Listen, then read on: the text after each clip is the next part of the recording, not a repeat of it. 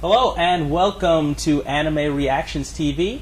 My name's Trey Wallace. I'm your host, and I am here with Charles D. Moisant. Yes. And we are going to talk about Mystery Manor. Wayne Seeley's Mystery Manor Haunted Theater. Wayne Seeley's Mystery Manor Haunted Theater. This is Charles D. Moisant, and he's going to give us insight, and he's going to tell us a little bit about it. Well, without further ado, why don't we get right into it? Well, it's actually a multi-pronged project, but I'll first tell you a little bit about what's inside the guts of Mystery Manor. First off, Mystery Manor is real. It's an actual tangible place that during the Halloween season, for 100 hours, you can go visit and get kind of chilled to the bone. And that's being nice about describing the place. What I've done is I've taken some of the lead characters of Mystery Manor and translated them into storytellers within my book.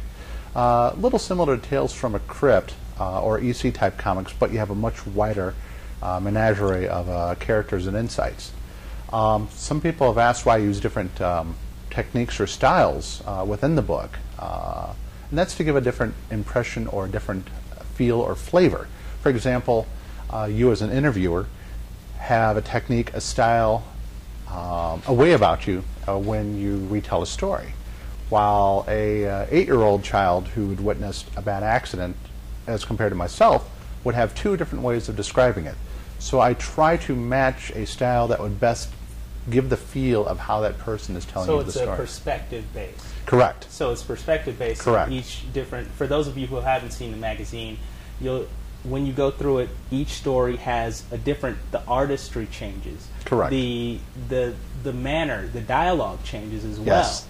And how the characters interrelate to one another. But I did want to ask you a question. I noticed that you said that there is actually a location that this is based on. That is correct. Omaha, Nebraska. Omaha, Nebraska. Yes, now, of all places. I know for most artists and most creators, they kind of create from this non-corporeal realm that exists only within their mind. Do you feel a little bit constrained by the fact that this place exists and you're like, this exists, so I got to kind of be true to that, or do you still feel free to do whatever you want? There are certain rules within it that I need to adhere to when dealing with the storytellers.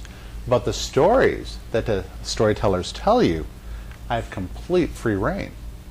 Well, I want to ask you this. Now, I know that you have some objectives with your comic that you want to achieve. If you wouldn't mind telling us a little bit about that. That is correct. And this is something that I was just brainstorming. One of the things I'm involved with is the Huntington's Disease Society Illinois chapter. For people who don't know what it is, Huntington's disease is a genetic disorder that when it activates, it creates an incorrect protein which starts killing off your brain slowly. If you're an adult and the bad gene sequence activates, you can go as quickly as 5 years or linger on for 20. It's like having MS, Alzheimer's, and Parkinson's all in one shot. So it leads to the degradation of your, right. I imagine, your ability to engage things cognitively, right, as well as your motor skills. Correct. And it can, your cognitive may go very quickly, and your motor skills are fine, or the reverse. It's wired colored with each individual. I'm more involved with the junior aspect of it. When a child gets it, it's 1 year to 5 years. It's very fast, very devastating, especially for a family. And each year we're involved with a walk to help raise awareness to this debilitating and just awful illness. And we do pretty good. Now, how this fits in with the comic book is what I do is with every subscription that I sell to the book, I will donate X amount to my chapter. And if things work well, I have a personal goal of by November to get 5,000 subscriptions out there so that I can give a minimum of $10,000 to my chapter, which I think is kind of fun. That's excellent. Yeah. I also I also understand that you're also donating to Anime Central. Yes, as well. that is also, and the thing, Anime Central is a fascinating group to be involved with, and the thing that I really like about them is not only the anime, which I gotta admit I'm into that, but Captain Harlock is my hero. Yeah. Just got an Arcadia today. Girlish glee. Yeah. You flicking the hair. I was Captain Harlock in for a Halloween costume when I graduated high school. Just to, I had the body for it back then too. But to get back on subject, I like the fact that they enjoy promoting knowledge of Japanese culture through the it's educational, on that through the medium of anime.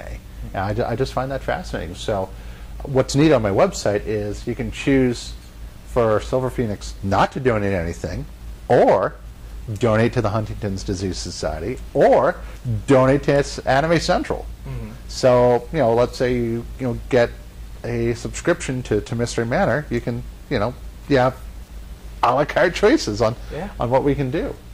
We also do have other titles coming out as well. Myth Told Tales, it's part of the Myth Adventure series by Peter Aspen, and I was lucky enough to get a license for it, and that's being done by Phil Moy, so that's a very anime-looking book. So that can, wend its way to some neat stuff.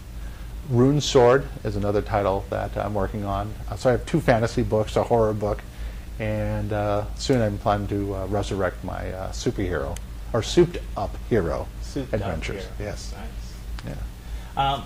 Well, that's about all the time we have here today. But when we come back, I do want to talk to you about the different styles of artistry and about your writing as well.